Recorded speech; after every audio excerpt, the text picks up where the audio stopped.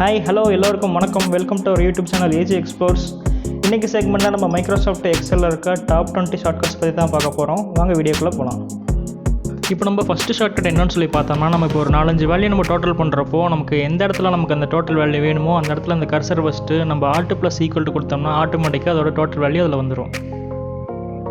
So நம்ம next shortcut என்ன அப்படின்னு சொல்லி பார்த்தோம்னா, நம்ம எக்ஸல் யூஸ் பண்ணுறப்போ ஒரு செல்லில் நமக்கு இப்போ இருக்கிற கரண்ட் டைமிங் வேணும் அப்படின்னா நமக்கு Ctrl+Shift:: அப்படின்னு கொடுக்குறப்போ அந்த செல்லில் நமக்கு என்ன டைம் சிஸ்டமில் ஓடிட்டுருக்கோ அந்த டைம் ஆட்டோமேட்டிக்காக அதில் வந்துடும்.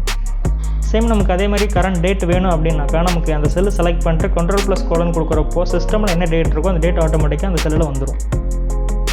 ஸோ நெக்ஸ்ட்டு ஷார்ட்கட் என்ன அப்படின்னு சொல்லி பார்த்தோம்னா, நமக்கு ஒரு காலம் ஃபுல்லும் என்டையர் காலம் செலக்ட் பண்ணோம் அப்படின்னாக்கா நமக்கு அந்த காலமில் ஒரு செல்லில் நம்ம கர்சர் வச்சுட்டு Ctrl++ கொடுக்கும்போது பார்த்திங்கன்னா அதோட என்டையர் காலமும் செலக்ட் ஆகிடும். சேம் அதே மாதிரி அடுத்த ஷார்ட்கட் என்னன்னு சொல்லி பார்த்தோம்னா, நமக்கு வந்து ஒரு என்டையர் ரோ செலக்ட் பண்ணோம் அப்படின்னாக்கா Shift++ கொடுக்கும்போது பார்த்திங்கன்னா நம்ம எந்த செல்லில் கர்சர் வச்சுருக்கோமோ அதோட என்டையர் ரோ ஃபுல்லும் செலக்ட் ஆகிடும்.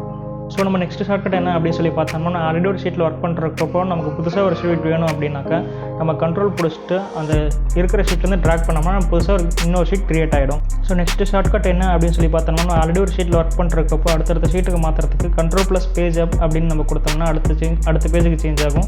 சேம் அதே மாதிரி Ctrl+Page down கொடுக்கும்போது நமக்கு ப்ரீவியஸாக இருக்க பேஜுக்கு ஆட்டோமேட்டிக்காக சேஞ்ச் ஆகிடும். சேம் அதே மாதிரி நெக்ஸ்ட் ஷார்ட்கட் என்ன அப்படின்னு சொல்லி பார்த்தோம்னா, நம்ம ஒரு காலமில் ஒரு வேல்யூ இருக்கிறப்போ அது அப்படியே ரைட் சைடில் இருக்கிற செல்லுக்கு நம்ம கொண்டு வரணும்னா நம்ம ஒவ்வொரு டைம் காப்பி பண்ணி பேஸ்ட் பண்ணணும்னு சொல்லி தேவையில்லை. Ctrl+R கொடுத்தோம்னா ஆட்டோமேட்டிக்காக அது ரைட் சைடில் நம்ம அந்த வேல்யூ வந்துடும். சேம் அதே மாதிரி Ctrl+D கொடுக்கும்போது அதோட கீழே டவுனில் இருக்கிற செல்லில் ஆட்டோமேட்டிக்காக என்ன வேல்யூ இருக்கோ அந்த வேல்யூ அப்படியே பேஸ்ட் ஆகிடும். ஸோ நெக்ஸ்ட் ஷார்ட்கட் என்ன அப்படின்னு சொல்லி பார்த்தோம்னா, ஆல்ரெடி ஒரு வேல்யூஸ் இருக்குது. அந்த வேல்யூஸ் நம்ம டேபிளில் கன்வெர்ட் பண்ணோம் அப்படின்னா Ctrl+T கொடுக்கும்போது ஆட்டோமேட்டிக்காக பார்த்திங்கன்னா நம்ம என்ன வேல்யூ செலக்ட் பண்ணியிருக்கோமோ அந்த செலக்ட் பண்ண ஏரியா ஃபுல்லும் டேபிளில் கன்வெர்ட் ஆகிடும். ஸோ நெக்ஸ்ட் ஷார்ட்கட் என்ன அப்படின்னு சொல்லி பார்த்தோம்னா, நம்ம நார்மலாக எக்ஸல் யூஸ் பண்ணுறக்கப்போ நமக்கு எந்த ஒரு வேல்யூமே ஆட் பண்ணும்போது ஃப்ரண்ட்டில் 0 போட்டு ஆட் பண்ணோம்னா 0 கண்டிப்பாக ஆட் ஆகாது. ஸோ அந்த மாதிரி டைமில் நமக்கு கண்டிப்பாக 0 ஃப்ரண்ட்டில் ஆட் ஆகணும் அப்படின்னா Ctrl+1 கொடுக்கும்போது பார்த்திங்கன்னா ஒரு டயலாக் பாக்ஸ் ஓப்பன் ஆகும். அது ஜென்ரல் கேட்டகரியிலேருந்து கஸ்டம் கேட்டகரிக்கு மாற்றிட்டு நம்ம ஃப்ரண்ட்டில் அதில் 0 ஆட் பண்ணோம்னா நம்ம டைப் பண்ணியிருக்க செல்லில் ஆட்டோமேட்டிக்காக 0 ஆட் ஆகிடும்.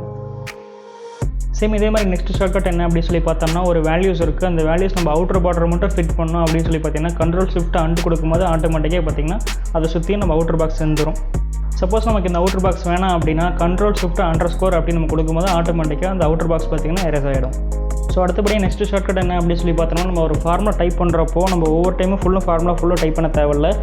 ஜஸ்ட் நம்ம ஈக்குவல் கொடுத்துட்டு நம்ம எந்த ஃபார்முலா வேணுமோ அந்த ஃபார்முலா கர்சர் வச்சுட்டு டேப் கொடுத்தோன்னா ஆட்டோமேட்டிக்காக அந்த ஃபார்முலா பார்த்திங்கன்னா இதில் வந்துடும்.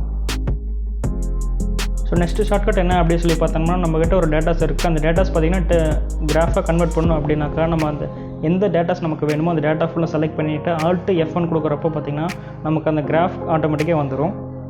சப்போஸ் நம்ம இந்த கிராஃபஸ் இந்த சேம் பேஜில் வேணால் நமக்கு புதுசாக ஒரு பேஜில் வேணும் அப்படின்னாக்கா நம்ம கீபோர்டில் F11 அப்படின்னு கொடுக்குறப்போ நம்ம அந்த கிராஃப் மட்டும் தனியாக இன்னொரு பேஜுக்கு ஆட்டோமேட்டிக்காக வந்துடும். ஸோ நெக்ஸ்ட்டு ஷார்ட்கட் என்ன அப்படின்னு சொல்லி பார்த்தோம்னா, நம்ம ஒரு காலமில் ஒரு வேல்யூ என்ட்ரி பண்ணிகிட்டு இருக்கப்போ சேம் காலமில் நமக்கு செகண்ட் லைன் வராது. ஸோ அந்த மாதிரி டைமில் நம்ம Alt+Enter கொடுக்கும்போது பார்த்திங்கன்னா ஆட்டோமேட்டிக்காக செகண்ட் லைன் வந்துடும். ஸோ நமக்கு என்ட்ரி பண்ணுறதுக்கு ஈஸியாக இருக்கும் இதில்.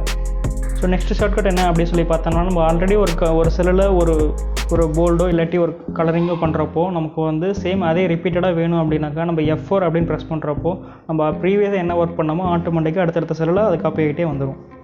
ஸோ நெக்ஸ்ட்டு ஷார்ட்கட் என்ன அப்படின்னு சொல்லி பார்த்தோம்னா, நமக்கு இருக்கிற ஷீட்டில் வேணாமல் புதுசாக ஒரு ஷீட் வேணும்னாக்கா Shift+F11 அப்படின்னு கொடுக்குறப்போ ஆட்டோமேட்டிக்காக இன்னொரு ஷீட் வந்து க்ரியேட் ஆகிரும். ஸோ நம்ம இது கண்டினியூஸ் கொடுக்க அடுத்தடுத்த ஷீட் க்ரியேட் ஆகிட்டே வந்துடும். ஸோ இப்போ நான் சொன்ன ஷார்ட்கட்ஸ் தான் பார்த்திங்கன்னா நம்ம மைக்ரோசாஃப்ட் எக்ஸலில் இருக்க டாப் 20 இம்பார்ட்டண்டான ஷார்ட்கட்ஸ். இது தெரிஞ்சாலே போதும் நம்ம மேக்ஸிமம் எக்ஸல் ஈஸியாக யூஸ் பண்ணிடலாம். இந்த வீடியோஸ் உங்களுக்கு பிடிச்சிருந்துச்சுன்னா லைக் பண்ணுங்கள், தெரியாதவங்களுக்கு ஷேர் பண்ணுங்கள். இதே போல் நெக்ஸ்ட் வீடியோவில் சந்திக்கலாம். Until then, this is Karthikeyan AG. Thank you for watching.